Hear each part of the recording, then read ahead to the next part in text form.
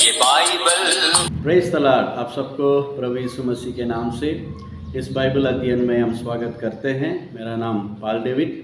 मेरे साथ आप थोड़ा समय दीजिए, ज़रूर परमेश्वर इस वचन के द्वारा आपको आशीष करेंगे। आज मेरा शीर्षक है, हमारे जीवन में बाइबल को क्यों हमें पढ़ना चाहिए। बाइबल को पढ़ने का क्यों इतना ज़रूरत है।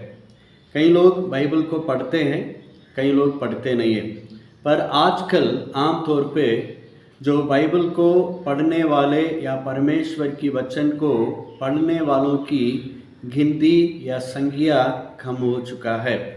तो वो भी जो रोज़ क्रम से बाइबल को पढ़ने वाले या एक एक अध्याय को निकालकर क्रम से पढ़ने वाले बहुत कम है।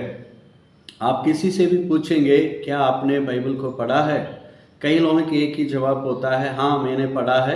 क्या पढ़ा है? तो भजन संगीता पढ़ा है। जो जिसके लिए बहुत आसानी है उसको ही लोग पढ़ते हैं, पूरी वचन को क्रम से कोई भी पढ़ते नहीं है। यदि कुछ लोग परमेश्वर की वचन या धर्मशास्त्र या बाइबल को पढ़ते हैं तो कुछ लोग इस कारण को लेकर पढ़ते हैं कि उसमें क्या लिखा है, यानी उस परमेश्वर की वचन को, बाइबल को रिसर्च करने के रूप में या उसको जांचने के रूप में पढ़ते हैं।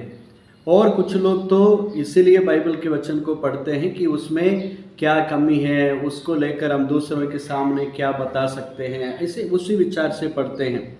और तीसरे लोग इसीलिए पढ़ते हैं कि एक काम चलाव के लिए, एक डर के कारण, यदि हम प्रभु के वचन को नहीं पढ़ेंगे तो परमेश्वर हमें आशीष नहीं करेगा, तो इसलिए हमें प्रभु के वचन को पढ़ना है। इसी विचार से भी पढ़ने वाले लोग हैं।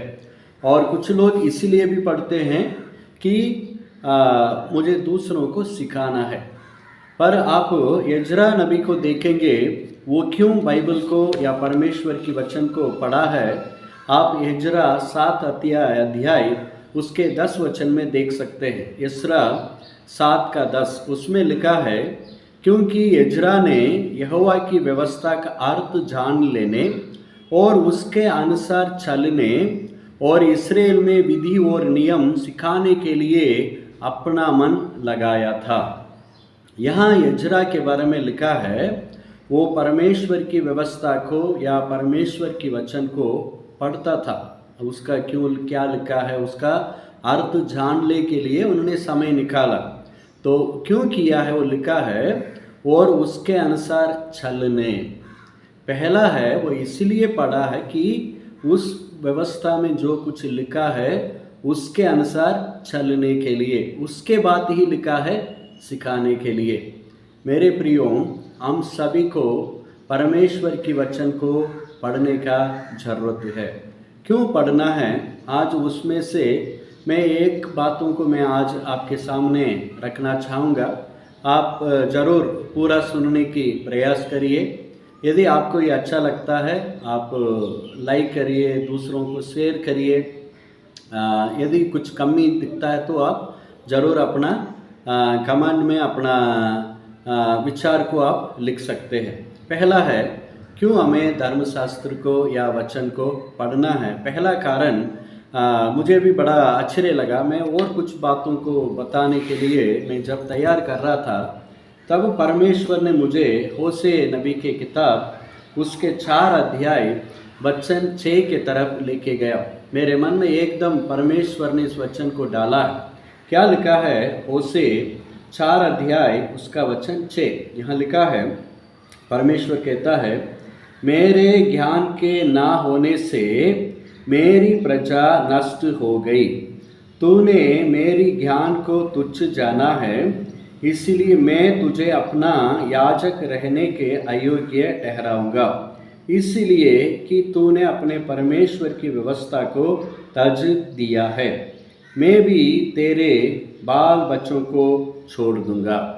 ये परमेश्वर किससे कहते हैं? इस्राएल के जो याजक लोग थे उनसे परमेश्वर इस बातों को कहता है। यहाँ परमेश्वर क्या कहता है, यानी उनके वचन में क्या लिखा है, मेरे ज्ञान के ना होने से मेरी प्रजा नष्ट हो गई है। जो परमेश्वर की प्रजा है, जो परमेश्वर की लोग हैं, उनके लिए परमेश्वर की ज्ञान होने का जरूरत है। ये क्या है परमेश्वर की ज्ञान? यानी परमेश्वर कौन है, परमेश्वर क्या चाहता है, वो कैसा है, किस बातों में उनका यानी उनकी मन लगता है, यानी सारी परमेश्वर की उन बातों को, परमेश्वर की गुणों को जानने का जरूरत है। परमेश्वर की हर पहलू, परमेश्वर की हर बात परमेश्वर की वचन में लिखा है। परमेश्वर की वचन धर्मशास्त्र या बाइबल या व्यवस्था में परमेश्वर अपनी सारी बातों को हमारे लिए लिख के दिया है। उनके लिए क्या पसंद, उनके लिए क्या पसंद नहीं है, हमें क्या करना है, हमें क्या नहीं करना है, हमें किस मार्ग में जाना है, किस मार्ग में नहीं जाना है, सब कुछ परमेश्वर ने लिख के दिया है। पर इस्राएल लोगों का क्या समस्या है कि वे लोग परमेश्वर के ज्ञान ना होने के कारण नष्ट हो गया। परमेश्वर की मन यहाँ दुखित हो रही है। तो परमेश्वर के ज्ञान ना होने के कारण परमेश्वर की प्रजा नष्ट हो गई है।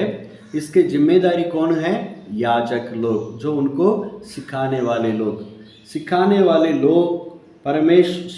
वाले लोगों के पास परमेश्वर की ज्ञान नहीं था, क्योंकि वे लोग परमेश्वर की व्यवस्था को नहीं जानते थे या उसको महत्व नहीं देते थे, इसलिए वे अपने लोगों को सिखा नहीं पाया। तो इसलिए परमेश्वर उनसे भी अपने गुस्सा को या अपने क्रोध को बताते हैं। उनके साथ भी परमेश्वर क्या करने वाले हैं उसको भी 6 वचन में हम देखते हैं। पर हम उस बातों में मुझे नहीं जाना है, पर हम इस बातों में ध्यान देना है। इस्राएल के लोग परमेश्वर के ज्ञान के बिना नष्ट हो गए हैं। आप इसी अध्याय 4 अध्याय 1 से लेकर आप यानी 3 तक पढ़ेंगे कैसे इस्राएल के लोग यानी परमेश्वर के ज्ञान के बिना नष्ट हुए हैं। इसमें लिखा है, उसमें परमेश्वर क्या कहता है देखिए। हे इस्राएलियों, यहोवा का वचन सुनो।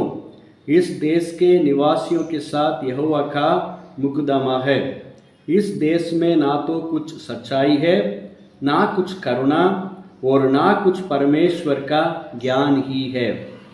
परमेश्वर कहता है भैया इन लोगों के बीच में मेरे ज्ञान बिल्कुल नहीं है। तो इसीलिए वो लोग क्या करते हैं, वचन 2 में, यहाँ साप देने, झूठ बोलने, वाद करने, चुराने और व्यभिचार करने को छोड़ कुछ नहीं होता।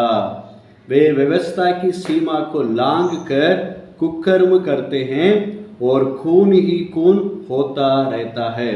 इस कारण इस देश विलाप करेगा और मैदान की जीव जंतुओं और आकाश के पक्षियों समेत उसके सब निवासी कुमला जाएंगे और समुद्र की मछलियां भी नष्ट हो जाएगी।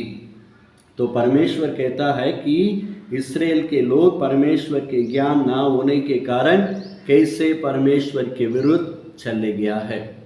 मेरे प्रियो, हमें क्यों परमेश्वर की वचन को क्रम से एक एक अध्याय को निकालकर, समय निकालकर पढ़ने का इतना ज़रूरत क्यों हमें उसके लिए ध्यान देना है?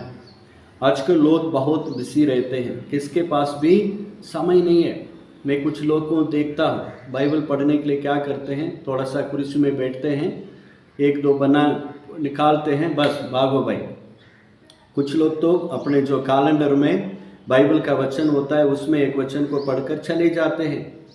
कुछ लोग तो व्हाट्सएप की जो स्टेटस में वचन आता है उसको देखकर चले जाते हैं। पर प्रियो, परमेश्वर की ज्ञान यदि हमारे पास नहीं है तो हम आत्मिक जीवन में नष्ट हो जाएंगे। तो परमेश्वर की ज्ञान हमें प्राप्त करना है तो हमें परमेश्वर की वचन को पढ़ने का, मनन करने का, परमेश्वर के साथ समय निकालने का बहुत ज़रूरत है। आप इसके लिए एक अच्छे उदाहरण प्रभु यीशु मसीह के जीवन में से देख सकते हैं।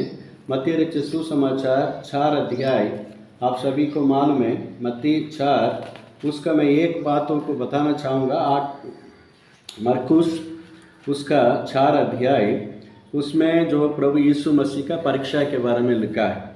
पर उसकी जो आखिरी परीक्षा को देखिए 8 वचन में, फिर इब्लिस और उसे एक बहुत ऊंचे पहाड़ पर ले गया और सारे जगत का राज और उसका वैभव दिखाकर यीशु से कहा, यदि तू गिरकर मुझे प्रणाम करे तो मैं ये सब कुछ तुझे दूंगा। तब यीशु ने उससे कहा, हे शैतान, दूर हो जाओ, क्योंकि लिखा है, तू प्रभु अपने परमेश्वर को प्रणाम कर और केवल उसी का उपासना कर। तथा शैतान उसके पास से चला गया। तो यहाँ हम क्या देखते हैं, शैतान प्रभु यीशु मसीह के जीवन में परीक्षा को लेके आता है, यानी उनको वो गुमराह करने का प्रयास करता है। परमेश्वर के वचन को लांघ कर बाहर जाने के लिए प्रभु यीशु मसीह को शैतान उस्काता है, पर प्रभु यीशु मसीह गया नहीं है। प्रभु यीशु यही रुक गया। क्यों? वो वचन में जो लिखा है, परमेश्वर के बारे में क्या लिखा है, वो जानकारी यीशु मसीह के पास था। तो इसलिए वो बोला, हे शैतान, मैं तुझे आराधना या मैं तुझे दंडवत नहीं कर सकता हूँ, क्योंकि परमेश्वर की जो ज्ञान है यीशु मसीह को रोक दिया है। तो प्रियो, हमारे जीवन में भी जब परमेश्वर की ज्ञान होगा, वचन की ज्ञान होगा, तभी ही हम परमेश्वर की इच्छा को हम पूरा कर पाएंगे। आप इसके जब इसी होशे 4 उसके 6 वचन का आप एम्प्लीफाइड नाम की एक बाइबल है, उस बाइबल में ऐसे लिखा है, my people are destroyed for lack of knowledge. इन ब्रैकेट में वो लिखते हैं, of my law where I reveal my will. यानी वहाँ क्या लिखा है, परमेश्वर के लोग परमेश्वर की जो इच्छा परमेश्वर की व्यवस्था में प्रकट किया गया है, उस व्यवस्था को इस्राएल के लोग नहीं पढ़ा है, नहीं जाना है, उनके पास जानकारी नहीं थी, इसलिए वे लोग परमेश्वर की इच्छा के अनुसार जा नहीं पाया, तो इसलिए वे लोग नष्ट हो गए हैं। ये पुराने नियम की बात है मेरे प्रियो। नया नियम में भी हम यीशु मसीह के जीवन में से देखा। प्रियो, यदि हम परमेश्वर की ज्ञान को प्राप्त करना है, परमेश्वर की इच्छा के अनुसार चलना है, तो परमेश्वर की वचन को पढ़ना, मनन करना होगा। प्रभु यीशु ने एक बात कहा, नासमान भोजन के लिए परिश्रम ना करो। आजकल लोग खाने पीने के लिए कितना पैसा खर्च करते हैं, कितना समय बर्बाद करते हैं, पर आत्मिक बातों के लिए कितना पैसा खर्च करके हम बाइबल को लेते हैं या पढ़ते हैं, समय निकालते हैं। आज अपने आप को आप जांच कर देखिए। परमेश्वर आप सबको आशीष करें। Thank you. God bless you.